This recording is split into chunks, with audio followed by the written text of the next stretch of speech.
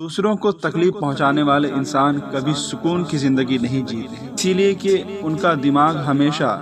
اسی کوشش میں رہتا ہے کہ میں دوسروں کو تکلیف کیسے پہنچاؤں، میں دوسروں کی پریشانی میں اضافہ کیسے کروں، میں دوسروں کی زندگی میں ٹینشن کیسے پیدا کروں۔ اس کا ذہن و دماغ یہی سوچتے رہتا ہے۔ یہی وجہ ہے کہ وہ انسان چین و سکون کی زندگی نہیں گزارتا ہے۔ تو یہ سوچتا ہے کہ میں دوسروں کو پریشان کر رہا ہوں، لیکن در حقیقت میں وہ اپنے نفس کے ساتھ ظلم کرتا ہے، وہ اپنے خود کے ساتھ ظلم و ستم کرتا ہے۔ حدیث پاک میں آتا ہے کہ اللہ کے پیارے حبیب صلی اللہ تعالی علیہ وسلم نے ارشاد فرمایا، یسروا ولا تعسروا، آسانی فراہم کرو، تنگی میں نہ ڈالو۔ یعنی مسلمانوں کے لیے ضروری ہے کہ وہ آپس میں ایک دوسرے کے ساتھ آسانی پیدا کرے، ایک دوسرے کو پریشانی میں، دشواری میں، تنگی میں نہ ڈالے۔ آج ہر کوئی ایک دوسرے کے ساتھ آسانی پیدا کرنا نہیں چاہتا ہے۔ بہت کم لوگ ہوتے ہیں جن پر اللہ رب العزت کا فضل و کرم ہوتا ہے کہ وہ آسانی پیدا کرنے کی کوشش کرتے ہیں اور وہ ایک دوسرے کے ساتھ اچھا حسن سلوک کرتے ہیں۔ اور حاضر میں ہر انسان کے لیے ضروری ہے، ساس اور بہو دونوں کے لیے ضروری ہے کہ آپس میں ایک دوسرے کے ساتھ آسانی پیدا کریں۔ میاں اور بیوی دونوں کے لیے ضروری ہے کہ آپس میں ایک دوسرے کے ساتھ آسانی پیدا کریں۔ والدین اور بچوں دونوں کے لیے ضروری ہے کہ آپس میں ایک دوسرے کے ساتھ آسانی پیدا کریں۔ مالک ہو یا نوکر دونوں کے لیے ضروری ہے کہ ایک دوسرے کے ساتھ آپس میں آسانی پیدا کریں۔ انسان کے لیے ضروری ہے کہ دوسروں کے ساتھ، چاہے وہ اس کے رشتہ دار ہو یا نہ ہو، پھر بھی ان کے ساتھ آسانی پیدا کرے اور خود اپنے لیے بھی آسانی پیدا کرے، تنگی پیدا نہ کرے۔ یہ غلط اپنے ذہن و دماغ سے کہ اگر میں کسی کے ساتھ غلط کروں گا میرے ساتھ لوگ بھلائی کریں گے، اس طرح کی غلط چیزیں اپنے ذہن و دماغ سے نکال دیں اور اس طرح کی سوچ کو بھی اپنے دماغ سے نکال دے کہ اگر میں کسی کے لیے آسانی پیدا کروں گا تو کاہل ہو جائے گا، تو سست ہو جائے گا اور وہ میری اس آسانی کا ناجائز فائدہ اٹھائے گا۔ اس طرح کی سوچوں کو اپنے ذہن و دماغ سے نکال دیں، اس طرح کی غلط فہمی کو اپنے ذہن و دماغ سے نکال دیں۔ ہماری زندگی سے جو چین و سکون غائب ہو جاتا ہے، اس کی اصل وجہ یہ ہوتی ہے کہ ہم اپنے ذہن و دماغ میں بہت ساری دشواری، پریشانی کو جگہ دیتے تھے، تو ہمارے ذہن کے اندر ڈپریشن، اسٹریس پیدا ہو جاتا ہے۔ اس کی وجہ سے ہمیں چین و سکون میسر نہیں ہوتا ہے۔ یا تو اس طرح کے لوگ بہت بیمار ہو جاتے ہیں، یا تو اس طرح کے لوگ دھیرے دھیرے کمزور ہو جاتے ہیں، نہ ہی ان کے اندر بولنے کی صلاحیت باقی رہتی ہے اور نہ ہی ان کے اندر سوچنے کی صلاحیت باقی رہتی ہے۔ یقین نہ ہو تو ایک انسان اپنے آپ پر اور دوسروں پر آسانی کر کے دیکھے، یقیناً زندگی اس کی آسان ہو جائے گی اللہ رب العزت کے فضل و کرم سے۔ کئی لوگ ایسے ہوتے ہیں جن کی کمائی اچھی خاصی ہوتی ہے، وہ اس کمائی کے ذریعے ایک آسان والی زندگی جی سکتے ہیں، لیکن ان کی خواہشیں کافی بڑی بڑی ہوتی ہے، جس کو پورا کرنے کے لیے وہ قرض لے لیتے ہیں، دوسروں کے سامنے اپنے ہاتھ کو پھیلانے لگتے ہیں، جن کی وجہ سے ان کی زندگی کی عمر کا آخری حصہ تانا سنتے سنتے گزر جاتا ہے اور وہ ایک سوچتے تھے کہ میری زندگی میں آسانی ہو، لیکن اس طرح کی حرکتوں سے ان کی زندگی میں اور بھی زیادہ پریشانی آ جاتی ہے۔ یہی وجہ ہے کہ وہ چین و سکون کی زندگی نہیں گزارتے ہیں، وہ ہمہ وقت پریشان رہتے ہیں، ہمہ وقت وہ اسٹریس اور ڈپریشن میں مبتلا رہتے ہیں۔ اور کچھ لوگ ایسے بھی ہوتے ہیں جو کافی کنجوس ہوتے ہیں، وہ اپنے اہل و عیال پر پیسے خرچ نہیں کرتے ہیں، وہ پیسے کو بچاتے رہتے ہیں۔ اس میں کوئی شک نہیں ہے کہ فضول خرچی سے ہر انسان کو بچنے کی ضرورت ہے، لیکن اس کا مطلب یہ تو نہیں کہ انسان کنجوس بن جائے، انسان اپنے اہل و عیال پر پیسے خرچ نہ کرے، انسان اپنے اہل و عیال کی خواہش کو پورا نہ کرے۔ میں نے اپنی زندگی میں دیکھا ہے کہ کنجوس لوگ پیسہ بچاتے رہتے ہیں، پھر اس کو ڈبل کرنے کی کوشش کرتے ہیں اور ان کا سارا پیسہ ڈوب جاتا ہے۔ کچھ کنجوس لوگ ایسے ہوتے ہیں جو پیسہ بچاتے رہتے ہیں، پیسے اس کے دنیا میں رہ جاتے ہیں اور ان کا وصال ہو جاتا ہے۔ اسی لیے اگر اللہ رب العزت پیسہ دے، دولت دے، اس کو اپنے اہل و عیال پر، مسلمانوں پر خرچ کرنے کی ہر انسان کی نیت ہونی چاہیے۔ حدیث پاک میں آتا ہے کہ جو انسان جتنا زیادہ اللہ رب العزت کی راہ میں خرچ کرتا ہے، اپنے اہل و عیال پر خرچ کرتا ہے خیر کے لیے، تو اللہ رب العزت اس کو اس سے زیادہ دولت عطا فرماتا ہے، اس سے زیادہ اس کو نعمتیں عطا فرماتا ہے۔ شرط یہ ہے کہ اس کی نیت شرط یہ ہے کہ اس کی نیت خالص اللہ رب العزت کے رضا کے لیے ہونی چاہیے۔ وہ یہی نیت کرے کہ میں اس دولت کے ذریعے اللہ رب العزت کی رضا چاہتا ہوں، اس دولت کے ذریعے لوگوں کی خدمت کرنا چاہتا ہوں، اس دولت کے ذریعے غریبوں، یتیموں، مسکینوں کی مدد کرنا چاہتا ہوں، سپورٹ کرنا چاہتا ہوں۔ یقیناً اس طرح کے لوگوں پر اللہ رب العزت اپنا خاص فضل و کرم کرتا ہے، اور بہت ساری دولتوں سے اللہ رب العزت ان کو مالا مال کرتا ہے۔ اس لیے ہر انسان کے لیے ضروری ہے کہ وہ ایک دوسرے کے ساتھ آسانی پیدا کرے، ایک دوسرے کے ساتھ بھلائی پیدا کرے، ایک دوسرے کے ساتھ بہترین حسن سلوک کرے۔ اگر آسان جملوں میں سمجھا جائے تو ایک دوسرے کے ساتھ بھائی چارگی پیدا کرے۔ یقیناً ایسے لوگ جنت میں جائیں گے۔ اور کچھ گھر اسی لیے تباہ و برباد ہو جاتے ہیں، کچھ سوسائٹی اسی لیے تباہ و برباد ہو جاتے ہیں کہ وہاں کے لوگ ایک دوسرے کے ساتھ بدگمانی کرنے لگتے ہیں، ایک دوسرے کو بہتان لگانے لگتے ہیں، ایک دوسرے کو بلیم کرنے لگتے ہیں۔ یہی وجہ ہے کہ وہاں کے لوگ تباہ و برباد ہو جاتے ہیں، وہاں کے لوگوں کی زندگی سے چین و سکون غائب ہو جاتا ہے۔ حدیث پاک میں آتا ہے کہ اللہ کے پیارے حبیب صلی اللہ تعالی علیہ وسلم نے ارشاد فرمایا کہ بدگمانی سے بچو۔ بلا شبہ بدگمانی سب سے جھوٹی بات ہے، اسی لیے کہ بدگمانی اپنے ساتھ کئی برائیاں لے کر آتی ہے۔ دور حاضر میں دیکھ لیا جائے، کچھ لوگوں کو بدگمانی کے ذریعے تباہ و برباد ہوتے ہوئے بھی دیکھا گیا ہے، کچھ لوگوں کی زندگی بدگمانی کے ذریعے خراب ہو گئی ہے، بدگمانی کے ذریعے رشتہ دار آپس میں ٹوٹ گئے ہیں، بدگمانی کے ذریعے بھائی چارگی ختم ہو گئی ہے، بدگمانی کے ذریعے لوگوں کے درمیان محبت ختم ہو گئی ہے، بدگمانی کے ذریعے لوگوں کی زندگی سے چین و سکون کو اٹھا لیا گیا ہے، بدگمانی کے ذریعے لوگ ایک دوسرے سے نفرت کرنے لگے ہیں، ایک دوسرے کے دشمن بن گئے ہیں۔ اسی لیے ہر انسان کے لیے ضروری ہے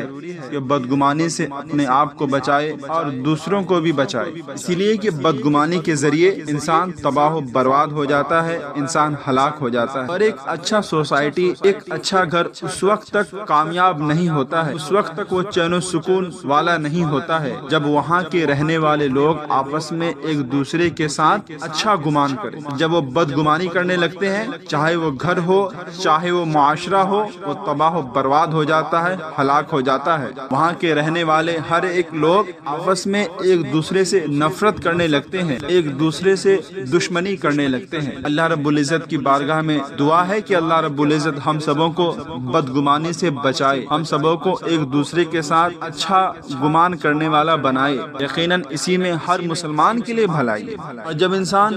بدگمانی کرتا ہے تو اس کے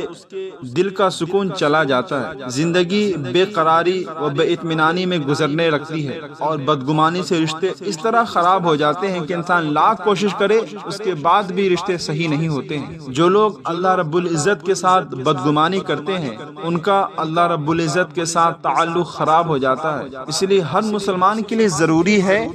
کہ وہ اللہ رب العزت کے ساتھ حسن ظن رکھے، وہ یہ اپنے ذہن میں اس بات کو محفوظ کر لے کہ اللہ رب العزت اپنے بندوں پر ظلم و ستم نہیں کرتا ہے، بلکہ اللہ رب العزت اپنے بندوں سے پیار کرتا ہے، محبت کرتا ہے۔ اسی میں مسلمان کے لیے بھلائی ہے۔ لیکن ہم دیکھتے ہیں کہ اگر کسی کو پریشانی آ جاتی ہے، کسی کے رشتہ دار ہلاک ہو جاتے ہیں، کسی کا کوئی اپنا ہلاک ہو جاتا ہے، تو فوراً وہ اللہ رب العزت کی بارگاہ میں لعن و طعن کرنے لگتے اور کہنے لگتے ہیں کہ میں نے کیا ظلم کیا تھا کہ تو نے میرے اولاد کو ہلاک کر دیا، تو نے میرے بال بچے کو ہلاک کر دیا، تو نے میرے رشتہ دار کو ہلاک کر دیا، ابھی تو میرا بیٹا جوان تھا، ابھی تو میری بیٹی جوان تھی، ابھی تو میرا شوہر جوان تھا، ابھی تو میری بیوی جوان تھی۔ بہت ساری چیزیں وہ کہنے لگتے ہیں اور اللہ رب العزت کی بارگاہ میں شکوہ شکایت کرنے لگتے ہیں۔ اسی وجہ سے اللہ رب العزت اس طرح کے بندوں سے ناراض ہو جاتا ہے اور ان پر بہت ساری ظلم و ستم پیدا کر دیتا ہے۔ جو ان کی زندگی میں آسانی تھی اس کو چھین لیتا ہے اور اس کی زندگی میں دشواری ہی دشواری پیدا کر دیتا ہے۔ اس لیے مسلمانوں کو چاہیے کہ اللہ رب العزت کے ساتھ اچھا حسن ظن رکھے، اللہ رب العزت کی رحمت سے نا امید نہ ہو، بلکہ اللہ رب العزت کی بارگاہ سے اپنے لو کو کو لگائے رکھے، اللہ رب العزت کی بارگاہ سے اپنی نعمتوں کو، اپنی برکتوں کو حاصل کرنے کی کوشش کرے۔ جب مالک اپنے نوکر پر بدگمانی کرنے لگتا ہے،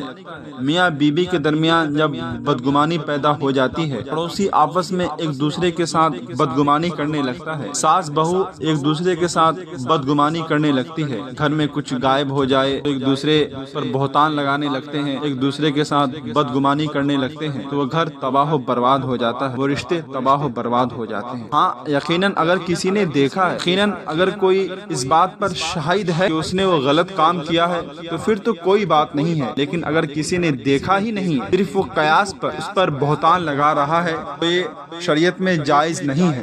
مومن کی شان تو یہ ہوتی ہے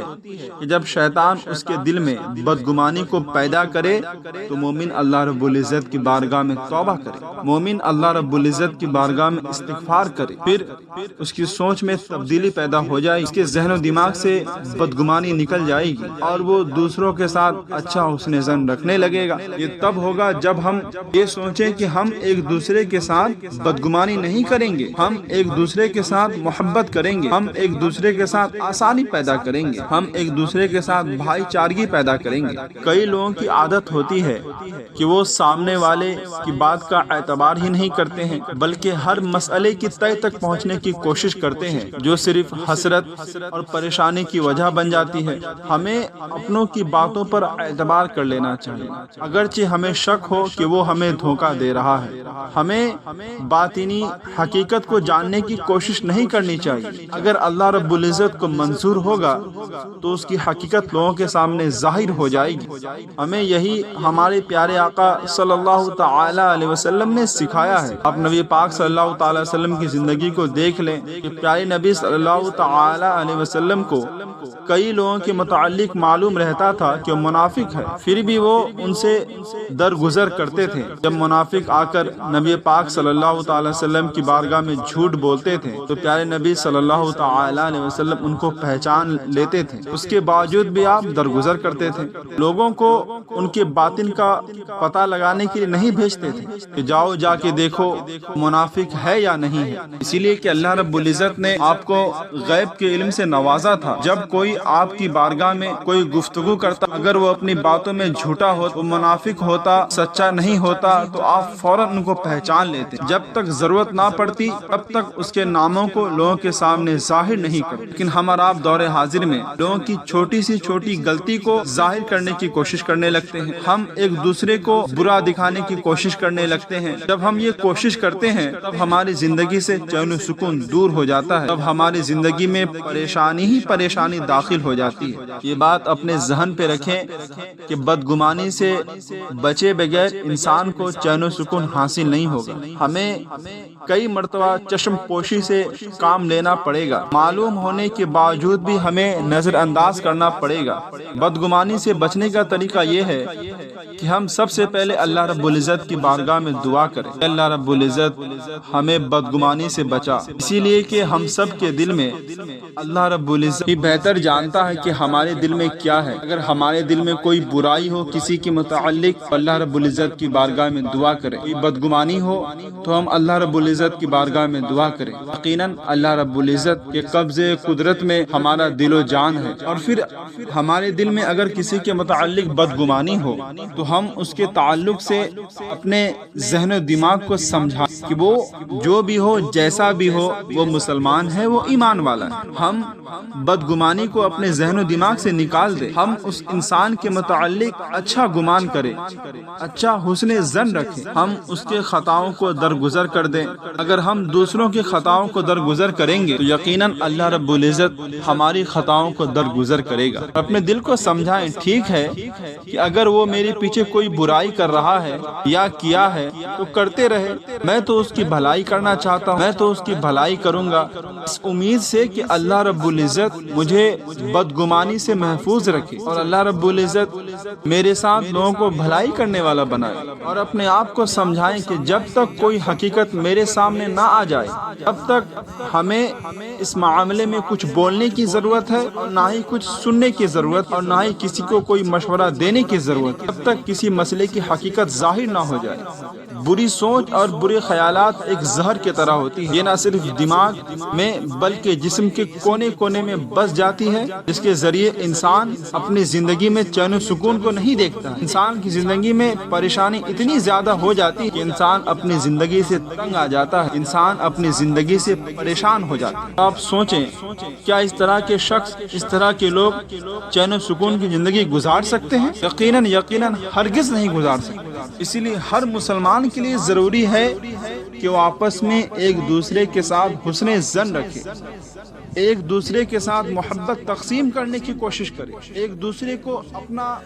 بھائی سمجھے، اپنا دشمن